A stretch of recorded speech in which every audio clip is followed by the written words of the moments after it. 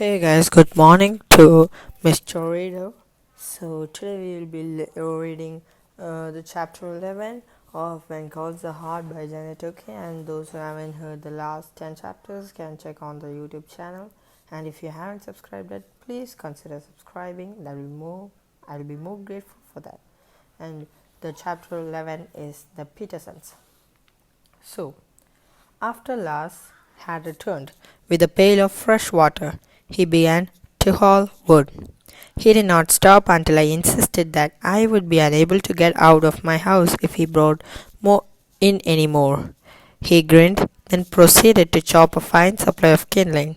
I wanted to offer him a quarter, but somehow I felt that it wouldn't be right in the eyes of his mother, who had sent him over.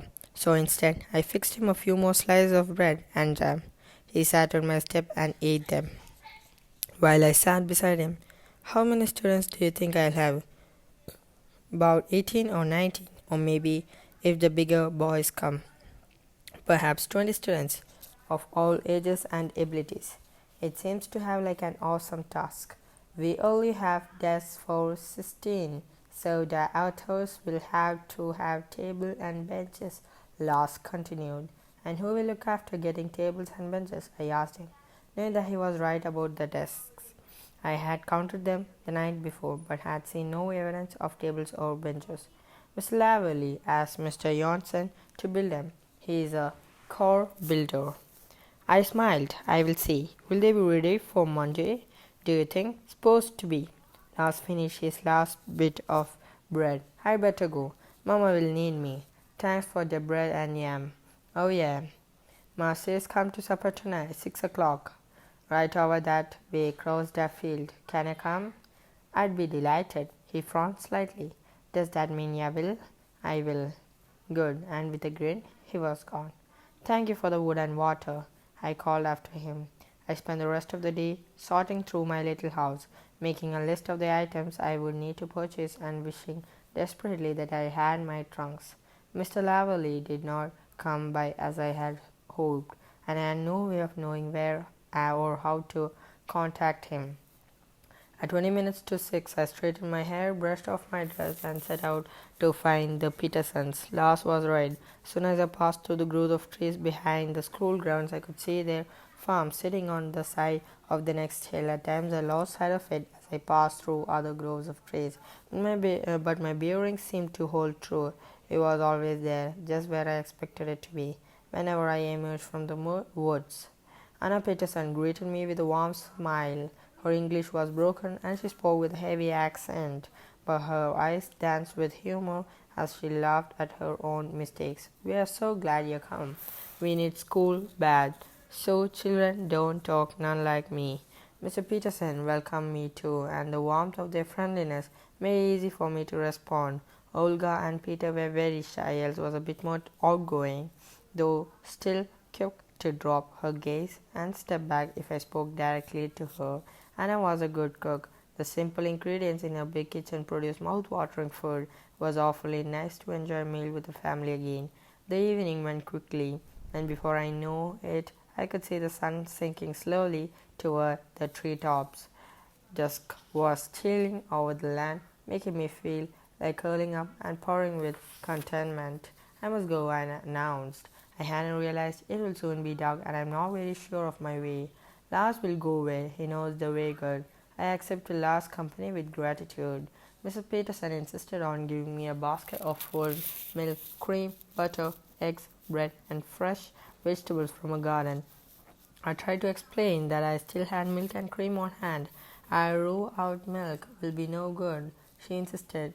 Save cream for baking, maybe. Make lot good things with sour cream. We will send more things with Lars to school for you. I'll be happy to buy, but nothing I give. I glad you here. Not my boys and girls learn to speak, to read. I don't teach. I don't know. Now they teach me. I'll show you, Mama. Els spoke up. I'll show you all I learn. Yeah, little one, teach big one. Mrs. Peterson smiled, placing a loving hand on Elsa's head. "'Tis good." Lars and I walked slowly through the twilight. I allowed him at his insistence to carry the basket. Already I loved him, and his family and could hardly wait for Monday to meet the other children of the community. We were about halfway home with a now familiar but nonetheless heart-stopping howl rent the stillness. My first impulse was to lift my skirts and dash for home, but I restrained myself. Sure, my face must have lost all of it seemed to notice. He was telling me about his Holstein heifer calf and didn't even break his sentence. The howl came again and again. One was joined by many others. Last merely raised his voice to speak about the den. I fought hard to keep from panicking. Eventually, Last probably noticed my reaction and commented, "Silly old coyotes, sure make a racket. Sound like yes behind next clump, where yet they were over in the field." Then he went on with his story.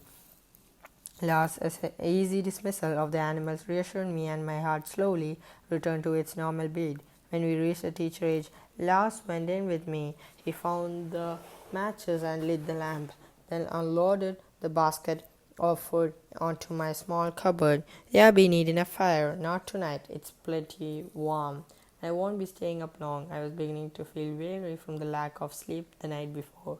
"Guess I go now," said Lars. He walked toward the door, basket in hand. "Thank you so much, Lars, for seeing me home and for carrying the basket." He would never realize the difference that his calm presence had made when the coyotes had begun to howl. "You're welcome," he grinned. "I wish I had some books to send home with you so that you and your sisters might practice reading. I have none here. All my things are in my trunks, and I need to see Miss Lovely before I can get them." "You need Miss Lovely with your trunks?"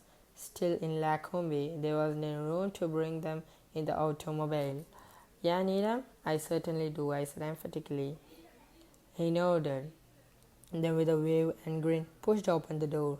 "Night, Miss Thatcher. Good night, Lars." I watched him move away in the soft darkness. Soon the moon would rise to give light to the world, but for now his way was still dark.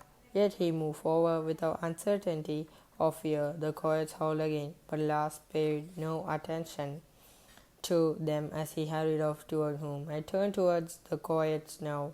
They still made little tingles scurry up and down my spine each time I heard the mournful cry, but I refused to allow panic to seize me. "Oh no, you don't," I spoke aloud to them.